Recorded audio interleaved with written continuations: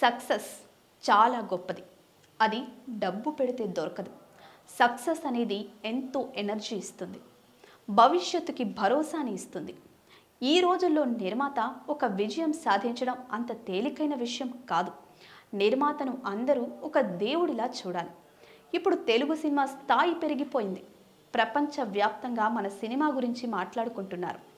అందుకే నెగిటివిటీని పక్కన పెట్టి మనమందరం కలిసి మన సినిమాలకు మనమే సపోర్ట్ చేసుకోవాలి. సినిమా వెనుక నిర్మాత డబ్బుతో పాటు ఎందరో కష్టం దాగి ఉంది. కాబట్టి అలాంటి సినిమాని కాపాడే బాధ్యత మన అందరికీ ఉంది.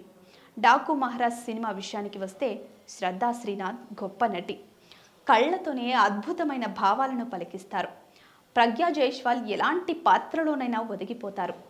వేద క్యూట్గా ఉంది. అనంత శ్రీరామ్ గారు, కాసర్ల శ్యామ్ గారు గొప్ప సాహిత్యం అందించారు. రాత్రి పగలు అనే తేడా లేకుండా పనిచేసిన నా మ్యూజికల్ టీంకి థ్యాంక్స్. ఎంత ఒత్తిడి ఉన్నా అది దర్శకుడు బాబీ ఫేస్లో కనిపించదు. నేపథ్య సంగీతం విషయంలో బాబీ చేసిన సపోర్ట్ను మర్చిపోలేను. వంశీ గారు చాలా నిజాయితీగా ఉంటారు.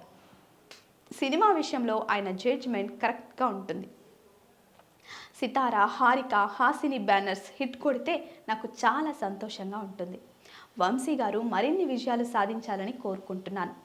బాలకృష్ణ గారు నా కాంబినేషన్లో వరుసగా 4 ఘన విజయాలు సాధించాం.